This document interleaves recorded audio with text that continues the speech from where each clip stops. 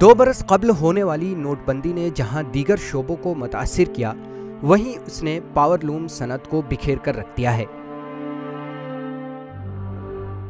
महाराष्ट्र की दारुल हुकूमत मुंबई से महज 50 किलोमीटर दूर एशिया का मैनचेस्टर कहा जाने वाला भिवंडी इस वक्त खामोश है। सरकार की अदम तवज्जही से यहाँ के पावरलूम बुनकर परेशान हैं। आप देख सकते हैं कि तस्वीरों में कि पावरलूम कारखाने जो है कबाड़ हो चुके हैं। नोटबंदी और जीएसटी के मार से बदहाल ये कारोबार सरकार से एक पैकेज की उम्मीद लगाए हुए है। आज हाल ये है कि मजदूर से लेकर कारखानेदार तक अपने मुस्तकबिल और रोजी रोटी को लेकर फिक्रमंद है। रियासत महाराष्ट्र के सबसे बड़े पावरलूम सेक्टर नोटबंदी के बाद से ही माशी बहरान की जद में है। आज उसकी हालत है कि आप ये कहेंगे कि वेंटिलेटर पे चला गया है। हर कोई परेशान है, कपड़ा बेचने वाला, कपड़ा बनाने वाला। सरकार इस कारोबार पे अदम तवज्जही बरत रही है।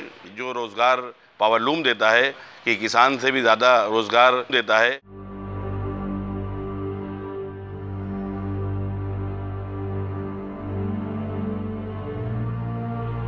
अभी तो इतना असर है गांव में पार्टियों के उड़ने के तमाम रोमार है।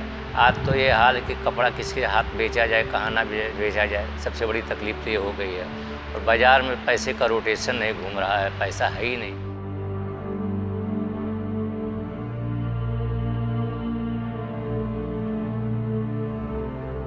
एक सर्वे रिपोर्ट के मुताबिक 60% पावरलूम कारखानों पर ताले लग चुके हैं।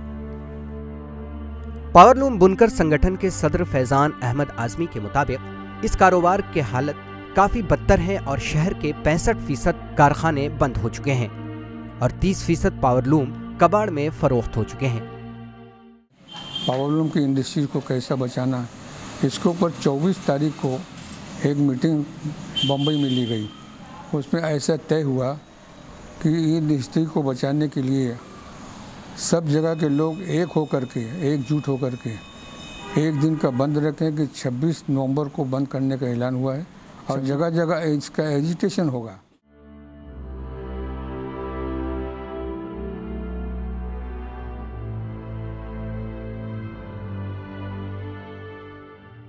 महाराष्ट्र के सनती शहर भिवंडी के पावरलूम से उठने वाली आवाज़ यहाँ के रहने वाले लोगों के लिए किसी संगीत से कम नहीं थी। लेकिन गुज़िश्ता 2 बरसों में जीएसटी और नोटबंदी की मार ने इस कारोबार को तबाह बर्बाद कर दिया है। 24 घंटे उठने वाली ये आवाज़ अब थम चुकी है। अब ये कभी कभी सुनाई देती है। ये शहर परेशान है, बदहाल है सरकार की अदम तवज्जही से। भिवंडी से दानिश आज़मी, ईटीवी भारत के लिए।